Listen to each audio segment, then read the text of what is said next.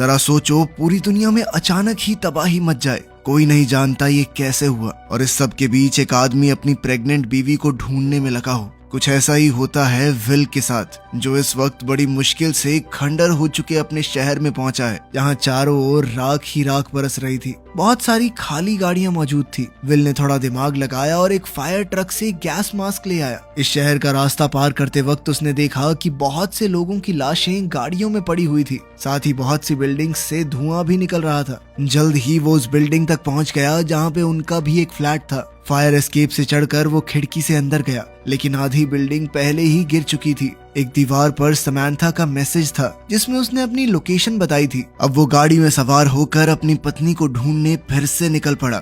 Will याद करने लगा कि कैसे 2-3 दिन पहले तक सब कुछ एकदम बढ़िया था। विल अपनी गर्लफ्रेंड समैंथा के साथ हॉस्पिटल में था, जहां उन्हें एक खुशखबरी दी गई कि उनके घर बेटा होने वाला है। थोड़ी देर बाद विल एयरपोर्ट के लिए निकल गया। जाने से पहले उसने समैंथा से कहा कि वो उसके पिता से शादी के लिए उसका हाथ मांगेगा। शिकागो पहुंचकर विल ने सबसे पहले अपनी सारी बिजनेस मीटिंग्स अटेंड की और फिर समैंथा के माँ बाप पॉला और टॉम के घर गया। घर का माहौल काफी सीरियस नजर आ रहा था। डिनर के वक्त टॉम ने सीधा सीधा विल से पूछा कि तुम मेरी बेटी के साथ क्या चाहते हो, और कभी अगर फ्यूचर में तुम अलग हो गए तो तुम हमारे दिए हुए पैसों पे हक तो नहीं जताओगे जो हम समैंथा को देंगे। इस पर विल ने जवाब दिया कि देखिए, मैं अच्छे पैसे कमाता हूँ, मैं पैसों के लिए आपकी लड़की से शादी नहीं कर रहा, वो मेरी जिंदगी का प्यार है। लेकिन न जाने क्यों टॉम को विल की किसी भी बात पर यकीन नहीं हो रहा था। इस बात पे दोनों के बीच बहस शुरू हो गई। पॉला ने बीच में आकर झगड़ा रोकने की कोशिश की, लेकिन सिचुएशन और ज्यादा बिगड़ गई। आखिर में पॉला ने विल को ये कहकर घर से भेज दिया कि देखो, रात बहुत हो गई है, तुम्हें जाना चाहिए। अगली सुबह विल की आंख समैंथा की एक वीडियो कॉल से खुली। फोन देखकर उसे एहसास हुआ कि वो वापसी की फ्लाइट के लिए लेट हो चुका है। समैंथा ने ये जानने के लिए फोन किया था कि कल रात को तुम पापा मम्मी से मिलने गए थे, कैसी रही मुलाकात। लेकिन समैंथा के यहाँ एकदम से बिजली चली गई। समैंथा ने कहा कि बड़ा अजीब सा लग रहा है, कॉल के बीच में अजीब सी आवाजें आ रही हैं। फोन की स्क्रीन में भी कुछ हलचल हुई और फिर अचानक फोन कट गया। विल बार बार कॉल करने की कोशिश कर रहा था, लेकिन कोई उठा ही नहीं रहा था। जब वो एयरपोर्ट पहुंचा तो उसे पता चला कि सारी फ्लाइट्स कैंसिल हो चुकी हैं। न्यूज में बताया जा रहा है कि कैलिफोर्निया के पास एक बहुत ही भयंकर भूकंप आया है। थोड़ी देर बाद तो न्यूज के सिग्नल भी चले गए और पूरे एयरपोर्ट की बिजली कट गई। विल ने बिना वक्त गवाए टैक्सी लेने की सोची, और जब उसने ड्राइवर को थोड़े एक्स्ट्रा पैसे देने की बात की तो वो मान गया। टैक्सी सीधा जाकर समैंथा के माँ बाप के घर रुकी। विल ने पॉला और टॉम को पूरे हालात समझाए। खिड़की से फाइटर जेट्स आसमान में दिख रहे थे। टॉम ने फैसला किया कि वो समैंथा को ढूंढने जाएगा और पॉला उनके बेटे के घर जाएगी। अब समैंथा को ढूंढने विल और टॉम दोनों साथ में निकल पड़े। रास्ते में ट्रैफिक बहुत ज्यादा था। जीपीएस और नेटवर्क पूरी तरह फेल हो चुका था और लोग सुपरमार्केट्स लूट रहे थे ताकि इस इमरजेंसी के हालात में उनके घरों का राशन खत्म ना हो। दोनों एक पेट्रोल पंप पे रुके जहां विल पेट्रोल भर रहा था और टॉम ने अंदर जाकर सफर के लिए कुछ सामान बांधा। तभी कुछ लोग विल से झगड़ने लगे और उन्होंने उसकी गाड़ी छीनने की बात कही। जब बात ज्यादा बढ़ गई तो टॉम ने कहा कि 1 मिनट में आपको पैसे दे देता हूँ, लेकिन निकाली उसने पैसों की जगह बंदूक, जिसे दिखाकर उसने उन्हें भगा दिया। हाईवे पे आर्मी चेक पॉइंट था। टॉम ने उनसे बात करके उन्हें समझाया कि मेरी बेटी वहाँ फंसी हुई है, मुझे पता नहीं सही है वो कि नहीं। एक बाप की गुहार सुनकर वो भी मान गए और उन्हें आगे बढ़ने की परमिशन मिल गई। रास्ते में उन्हें बहुत सारी आर्मी ट्रेन्स वेस्ट की तरफ जाती हुई दिखाई दी, जिससे उन्होंने हिसाब लगाया कि माहौल सच में बहुत खराब है। रात को एक पुलिस ऑफिसर ने उनकी गाड़ी रोक दी। टॉम तुरंत समझ गया कि ये असली पुलिस वाला नहीं है, बल्कि एक आम आदमी है जिसने किसी पुलिस वाले की गाड़ी चुराई थी। जब उस आदमी ने बंदूक निकाली तो टॉम गाड़ी रिवर्स में भगाकर बच निकला, लेकिन उस आदमी ने उनका पीछा करना शुरू कर दिया। टॉम ने विल को बंदूक थमाई और वो उसे चलाने की कोशिश करता रहा, लेकिन उसे यही समझ में नहीं आ रहा था कि इसे अनलॉक कैसे करते हैं। टॉम ने गाड़ी चलाते हुए उसे समझाया कि क्या करना है और विल ने आखिरकार गोली चला दी। कुछ देर तक ऐसा ही चलता रहा। फिर टॉम ने गाड़ी को जिस तरह घुमाई कि उस नकली पुलिस वाले की गाड़ी का एक्सीडेंट हो गया। थोड़ी आगे जाकर उन्होंने देखा कि कुछ हिरन रास्ते में आ गए थे। टॉम ने उन्हें बचाने के लिए गाड़ी घुमाई और जल्द ही उनका भी एक्सीडेंट हो गया। इतने में वो नकली पुलिस वाला फिर से उनके पास पहुंच गया था। उसने विल को धमकाना शुरू कर दिया, लेकिन टॉम ने पीछे से उस पर हमला करके उसे बेहोश कर दिया। अब टॉम की रिब्स में काफी चोट आई थी। जल्द ही उन्होंने उस नकली पुलिस वाले की गाड़ी का इस्तेमाल करके अपनी गाड़ी को बाहर निकाला। अगले दिन वो एक ट्रेलर पार्क पहुंचे जहां लोग उन पर भरोसा नहीं कर रहे थे, लेकिन एक गैराज में उनकी मुलाकात रिकी से हुई। रिकी ने उन दोनों की खस्ता हालत देखी और उनकी गाड़ी को ठीक करने के लिए मान गई। रेडियो पे बताया गया कि सिर्फ शॉर्ट वेव और सिग्नल्स चल रहे हैं। जो कुछ भी हुआ था उस पर सरकार का अब तक कोई जवाब नहीं आया था। क्या हो रहा है, कैसे हो रहा है, किसी को नहीं पता। आसमान में पक्षी बहुत ही अजीबोगरीब तरीके से उड़ रहे थे। ये बात तो पक्की थी कि कुछ बहुत गलत होने वाला है। टॉम जब वॉशरूम गया तो उसने अपनी चोट देखी। उसका जख्म पहले से बढ़ गया था। रिकी ने उन्हें बता भी दिया कि गाड़ी अभी बस टेम्परेरी ठीक हुई है, कभी भी बीच में खराब हो सकती है, मुझे मत कहना कि बताया नहीं। जब टॉम ने सुना कि रिकी कैलिफोर्निया जाने का प्लान बना रही है तो उसने रिकी को एक डील ऑफर की। टॉम ने कहा कि मैं तुम्हें पैसे दूंगा मेरे साथ चलने के लिए, इससे तुम अपनी मंजिल के करीब रहोगी और बदले में जब भी हमारी गाड़ी खराब हो तो तुम उसे ठीक कर देना। थोड़ी देर सोचने के बाद रिकी ने हाँ कर दी, बस ज्यादा ही पैसे मांग लिए। फिर उन्होंने गाड़ी में रिकी के सारे औजार भरे और फट से निकल गए। शाम को उन्होंने देखा कि एक गाड़ी उनके पीछे आ रही है। उन्होंने तुरंत गाड़ी रोक के लाइट्स बंद कर दी। जब तक दूसरी गाड़ी उन्हें क्रॉस नहीं कर गई तब तक सब चुपचाप वेट कर रहे थे। फिर उन्होंने अपनी टेल लाइट्स को गाइड की तरह इस्तेमाल करते हुए उस गाड़ी का पीछा करना शुरू कर दिया। कुछ देर बाद रिकी ने अपनी कंपास चेक की तो उसकी सुई बहुत ज्यादा तेजी से घूम रही थी, जैसे कि धरती की मैग्नेटिक फील्ड में कुछ अजीब बदलाव आ रहे हों। तभी उनकी रोड के साइड से एक और कार आई। विल को तेजी से इस गाड़ी से बचना पड़ा। जिस गाड़ी का वो पीछा कर रहे थे वो नई गाड़ी उस पुरानी गाड़ी से टकरा गई और वो दोनों ही गाड़ियां रोड से बाहर जा गिरी। विल ने पहली गाड़ी को चेक किया पर कोई जिंदा नहीं बचा था। रिकी ने दूसरी गाड़ी देखी जिसमें एक औरत की मौत हो चुकी थी, लेकिन उसका पति अभी जिंदा था और वो कुछ कहने की कोशिश कर रहा था। उसके गले से आवाज ही नहीं निकल रही थी और उसकी हालत भी बहुत ज्यादा खराब थी। जब रिकी ने विल से कहा कि उसे हॉस्पिटल ले जाना चाहिए तो टॉम ने ये कहकर साफ मना कर दिया कि हॉस्पिटल बहुत दूर है, रास्ते में ही मर जाएगा ये। टॉम और विल गाड़ी में वापस आकर बैठ गए पर रिकी अब भी वहीं बाहर ही खड़ी रही। वो उन लाशों को बड़े गौर से देख रही थी, जैसे कुछ समझने की कोशिश कर रही हो। फिर एक और गाड़ी रुकी और कुछ अजीब से दिखने वाले आदमी उसमें से उतरे। टॉम चौकन्ना हो गया, गाड़ी तेज चलाने लगा ताकि वो लोग दूर हो जाएं, पर विल ने मना किया और कहा कि पहले रिकी को ले चलो। तब टॉम ने जल्दी से रिकी को अंदर बैठाया और गाड़ी चला दी। टॉम ने बताया कि अगर विल उसे ना कहता तो वो रिकी को नहीं बैठाने वाला था। रिकी को ये बात बहुत बेकार लगी कि वो उसे छोड़कर जाने वाले थे और उसने कहा कि अब मैं गाड़ी ठीक नहीं करूंगी। तब टॉम ने गाड़ी को हल्का सा झटका दिया जिससे रिकी का चेहरा फ्रंट सीट से आकर टकरा गया।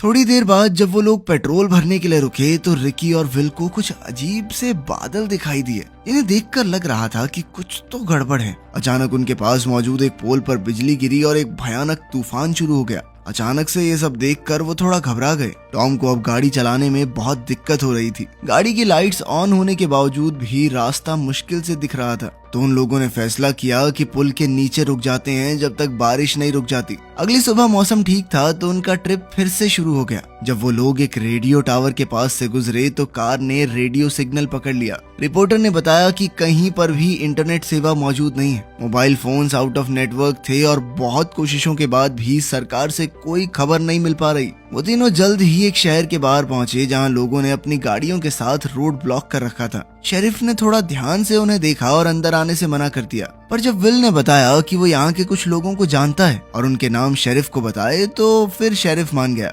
जल्द ही विल अपनी एक पुरानी दोस्त मैग के घर पहुंचा। मैग बहुत ज्यादा परेशान थी। उसने बताया कि उसके अपने पति से कोई बात ही नहीं हो पा रही। वो बिजनेस ट्रिप पर गए थे और फिर अचानक से ये सब कुछ हो गया। विल ने मौका देखकर शावर लिया, रिकी ने गाड़ी की मेंटेनेंस की और टॉम ने पानी की बॉटल्स भर ली। मैग लगातार अपने पति को याद करके रो रही थी। विल ने उसे सांत्वना दी कि सब कुछ ठीक हो जाएगा, चिंता मत करो, पर वो ज्यादा देर तक उसके पास नहीं रुक पाया। फिर वो लोग वापस रास्ते पर निकल पड़े। थोड़ी ही दूर जाने पर उन्होंने ढेर सारा धुआं देखा। वहाँ दरअसल एक मिलिट्री का हवाई जहाज क्रैश हो गया था। सब यही सोच रहे थे कि शायद किसी ने देश पर हमला किया है। थोड़ी देर बाद वो लोग एक वाटर पार्क पर पहुंचे और ऐसी चीजें ढूंढने लगे जो उनके काम आ जाए। रिकी स्विमिंग के लिए पूल में कूद गई पर पानी बहुत गर्म था। तभी एक मिलिट्री हेलीकॉप्टर उड़ते हुए नजर आया। फिर उन्होंने अपने आसपास चुपचाप चीजें ढूंढनी शुरू कर दी, लेकिन उस जगह की हालत देखकर उन तीनों को यही लगा कि लोगों ने पहले ही यहाँ से सारा सामान उठा लिया है। कैश रजिस्टर खाली था और सभी कार्स के टायर्स कट चुके थे,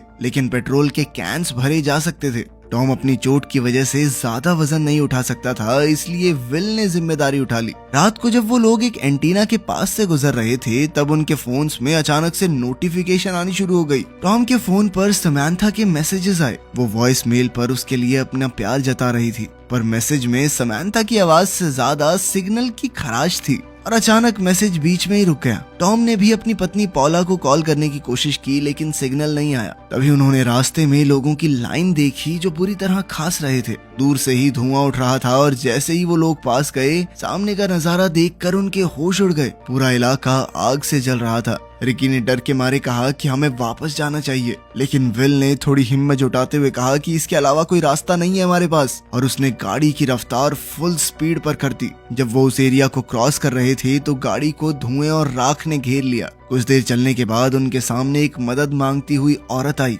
रोड के किनारे उसकी गाड़ी भी थी जिसका टायर पंचर हो चुका था। रिकी और विल को उस पर तरस आ गया और वो उसकी मदद करना भी चाहते थे, और अचानक कुछ आदमी बंदूक लेकर बाहर निकल आए। पता चला कि उस औरत को झूठ बोलने और लोगों को फंसाने के लिए मजबूर किया गया था। वो आदमी उनका पेट्रोल चुराने की कोशिश कर रहे थे। विल ने एक आदमी से लड़ने की कोशिश की, पर उस आदमी ने आसानी से विल को पटक दिया। टॉम अपनी बंदूक निकाल कर लाया, लेकिन अपनी टूटी हुई रिब्स के दर्द की वजह से वहीं गिर पड़ा। फिर उन आदमियों ने रिकी को जबरदस्ती पेट्रोल भरने को कहा और बचे हुए पेट्रोल के कैंस चुरा के भाग गए। तीनों गाड़ी में बैठ गए और विल ने उस औरत को भी अपने साथ चलने को कहा, पर वो अपने बेहोश पति के पास ही रुकना चाहती थी। इसके बाद ढेर सारे धुएं के बीच एक कार चेज शुरू हो गई। उन लोगों ने आगे से फायरिंग शुरू कर दी तो विल ने उनकी गाड़ी को अपनी गाड़ी से जोरदार टक्कर मारी। टॉम लगातार खांस रहा था और उससे बंदूक नहीं चल पा रही थी, तो उसने बंदूक रिकी को देकर चलाने को कहा। रिकी के थोड़े निशाने तो मिस हुए, पर फिर रिकी ने उनके टायर पर गोली मारकर उसे उड़ा दिया, जिससे उनकी गाड़ी उलट गई। रिकी ने जल्दी से पेट्रोल के कैंस लेने की कोशिश की, पर एक आदमी ने कैंस को पकड़ कर रखा। रिकी जल्दी से एक कैन को तो वापस ले आई, पर तभी विल ने देखा कि गाड़ी में से पेट्रोल लीक हो रहा है और कभी भी वहाँ धमाका हो सकता है। इसीलिए उसने रिकी को भागने के लिए कहा। किस्मत से वो लोग काफी दूर थे जब उनकी गाड़ी में धमाका हुआ। थोड़ी देर बाद रिकी ने विल से कहा कि वो गाड़ी रोक दे, और फिर वो गाड़ी से बाहर निकल गई। दरअसल उसे उन लोगों को मारने के लिए बहुत बुरा लग रहा था जो कार क्रैश में मरे थे। ना वो गोली चलाती, ना उनकी गाड़ी क्रैश होती, ना उनकी जान जाती। लेकिन फिर टॉम और विल ने उसे समझाया कि उसने उनकी जान भी तो बचाई है। अगर उन्हें ना मारते तो वो लोग हमें मार देते, गोली चला रहे थे ना हमारे ऊपर। रिकी ने कहा कि मुझे कुछ देर के लिए अकेला छोड़ दो, और विल ने बिल्कुल ऐसा ही किया। जल्द ही सूरज उगने लगा, लेकिन रिकी अब तक वापस नहीं आई थी। विल ने उसका नाम पुकारा पर कोई जवाब नहीं मिला। उनकी काफी सारी चीजें भी गायब थी। तब टॉम कहने लगा कि उन्हें रिकी को साथ लाना ही नहीं चाहिए था। खैर थोड़ी देर रुकने के बाद वो लोग फिर आगे बढ़ गए। अचानक से टॉम को खून की खांसी होने लगी, जिसके बाद वो लोग एक क्रैश साइट पर रुक गए जहां कई गाड़ियां और एक ट्रेन भी थी। विल वहां से थोड़ा पेट्रोल ढूंढना चाहता था। जब विल वापस आया तो उसने देखा कि टॉम सांस नहीं ले पा रहा, क्योंकि शायद उसकी रिब्स का कोई टुकड़ा उसके लंग्स को पंचर कर चुका था। विल ने जल्दी से टॉम की छाती में सुई घुसाकर थोड़ा प्रेशर रिलीज किया, जिससे टॉम को सांस लेने में थोड़ी आसानी होने लगी। जल्द ही वो फिर से आगे बढ़ चले और टॉम ने विल से वादा मांगा कि वो उसकी बेटी समंथा का ख्याल रखेगा। दोनों ने अपनी जिंदगी की पुरानी यादें एक दूसरे के साथ साझा की, और टॉम ने आखिरकार मान ही लिया कि विल सच में एक अच्छा इंसान है। उसे पता था कि समंथा प्रेग्नेंट है, और अब उसे यकीन हो गया था कि विल एक अच्छा बाप बनेगा। शाम को जब वो एक ब्रिज क्रॉस कर रहे थे तो उन्हें बहुत सारी खाली गाड़ियां दिखाई दी। फिर उनके रास्ते में कुछ आदमी हथियारों के साथ आ गए। विल ने कहा कि प्लीज हट जाइए, मैं अपने दोस्त को हॉस्पिटल ले जा रहा हूँ, लेकिन उन लोगों ने विल को आगे नहीं जाने दिया। विल समझ गया कि अगर यहाँ रुका तो बहुत बड़ी मुसीबत में फंस जाएगा। उसने जल्दी से गाड़ी रिवर्स में भगाई और दो आदमी बाइक्स पर उसका पीछा करने लगे, पर विल ने गाड़ी को ऐसे घुमाया कि दोनों बाइकर्स क्रैश हो गए। अब वो आगे बढ़ सकता था, लेकिन एक ट्रक उनका रास्ता रोके हुए था। टॉम ने जैसे तैसे गोलियां चलाई और साथ ही विल ने गाड़ी को ऐसे हिलाया कि ट्रक ड्राइवर चकमा खा के साइड में क्रैश हो गया। आखिरकार वो लोग उस पुल को पार करके आगे बढ़े, लेकिन टॉम से अब ये तकलीफ झेली नहीं जा रही थी और वो गाड़ी की बैक सीट में ही चल बसा। थोड़ी देर बाद विल ने गाड़ी रोककर टॉम की बॉडी को देखा और सोचने लगा कि आगे क्या किया जाए। उसने फैसला किया कि वो बिना रुके चलता रहेगा, लेकिन रात के वक्त गाड़ी बीच रास्ते में ही खराब हो गई। विल अब इस गाड़ी से बेहद परेशान हो चुका था। उसने गुस्से में टॉम की लाश समेत गाड़ी पर पेट्रोल फेंक कर आग लगा दी। ये विल का तरीका था टॉम को अलविदा कहने का। अगली सुबह विल पैदल ही अपनी मंजिल की ओर बढ़ने लगा। कुछ लोग गाड़ियों में उसे नजरअंदाज करके चले गए, लेकिन आखिरकार एक गाड़ी रुकी जिसमें मौजूद एक परिवार ने उसे लिफ्ट दी। लेकिन ड्राइवर ने कहा कि इससे पहले मैं गाड़ी चलाऊं, अपनी बंदूक मेरे हवाले करो। सफर के दौरान रेडियो से कोई सिग्नल नहीं मिला। कुछ देर बाद वो लोग विल के पिता के घर पहुंचे। वहां विल ने उस परिवार से कहा कि आप जो चाहे यहाँ से ले जा सकते हैं, अगर बदले में मुझे अपनी गाड़ी दे दें तो। वो लोग इस डील के लिए मान गए और जाते वक्त विल ने अपनी बंदूक भी वापस ले ली। गाड़ी की मदद से वो जल्द ही अपने तबाह हो चुके शहर सिएटल में पहुंच गया। अब कहानी वहीं पहुंच गई जहां से शुरू हुई थी, और अपने फ्लैट में समांथा के लिखे हुए एड्रेस को देखते ही विल तुरंत उसकी ओर निकल गया। जैसे ही वो वहां पहुंचा तो जेरेमाया नाम के एक आदमी ने उस पर बंदूक तानकर पूछा कि कौन हो तुम और क्या चाहिए। लेकिन समांथा ने उसे रोका और विल से मिलने के लिए भागी। चीजें थोड़ी शांत होने के बाद विल ने समांथा को उसके पिता के बारे में बताया। विल ने ये भी बताया कि अगर वो ना होते तो शायद मैं यहाँ तक ना पहुँच पाता। रात को सोते वक्त विल की अचानक से आंख खुल गई। वो बाहर आया तो उसने देखा कि समांथा और जेरेमाया वहां बैठे आग सेक रहे थे, तो वो भी उनके साथ ही बैठ गया। बताया जा रहा था कि ये जो कुछ भी हुआ एक भयंकर भूकंप की वजह से हुआ था। पुलिस वालों ने सभी को शहर खाली करने की वार्निंग भी दे दी थी, लेकिन जेरेमाया ने कहा कि मुझे नहीं लगता कि कोई भूकंप था, किसी देश ने हमारे ऊपर न्यूक्लियर बॉम्ब फेंका है पक्का। चीजें इतनी तेज हुई कि किसी को कुछ समझ ही नहीं आया। लेकिन विल को उसकी इस बात में दम नहीं लगा, क्योंकि अगर ऐसा हुआ होता तो वो शहर से ही तो आया है, रेडिएशन से मर चुका होता अब तक। साथ ही Jeremiah bar bar will say उसकी बंदूक मांग रहा था, ऐसे ही देखने के लिए। ये बात विल को काफी अजीब लगी। समांथा भी विल की बात से सहमत थी। खैर वो दोनों एक दूसरे से इतने समय बाद मिले थे, तो थोड़ा वक्त मिलते ही प्यार उमड़ पड़ा। पर तभी अचानक विल को महसूस हुआ कि कोई उसकी गाड़ी में ताक झांक कर रहा है। ये कोई और नहीं बल्कि जेरेमाया ही था। अगले दिन विल ने जब उससे इस बारे में पूछा तो वो कहने लगा कि मैं तो 2 बच्चों को वहां से भगा रहा था, जंगल की तरफ भाग के गए दोनों। अगर विश्वास नहीं होता तो चलो, वहीं पे होगा उनका डेरा। लेकिन जंगल में उन्हें हिरणों के अलावा कुछ भी नहीं मिला। विल समझ गया कि जेरेमाया के साथ कुछ तो गड़बड़ है, और इसीलिए उसने जोर से कहा कि मैं तो समांथा को साथ लेकर जा रहा हूँ यहाँ से, तू भी चलेगा क्या भाई? इस पर जेरेमाया ने कहा कि समांथा कहीं नहीं जा सकती। वो अपनी बंदूक ताने विल की ओर मुड़ा, लेकिन विल ने पहले ही गोली चलाकर उसे मार डाला। तभी अचानक एक खतरनाक सा काला बादल तेजी से उनकी ओर बढ़ रहा था। विल ने जल्दी से समांथा को बुलाया और वो दोनों गाड़ी में वहां से निकल पड़े। वो फुल स्पीड में गाड़ी भगा रहे थे और एक रेतीला तूफान उनके पीछे पड़ा था। यहीं पर ये फिल्म खत्म होती है। हम बस उम्मीद कर सकते हैं कि बच गए होंगे दोनों। वीडियो पसंद आई तो लाइक कर देना, चैनल को सब्सक्राइब कर लेना। मिलते हैं अगली वीडियो में।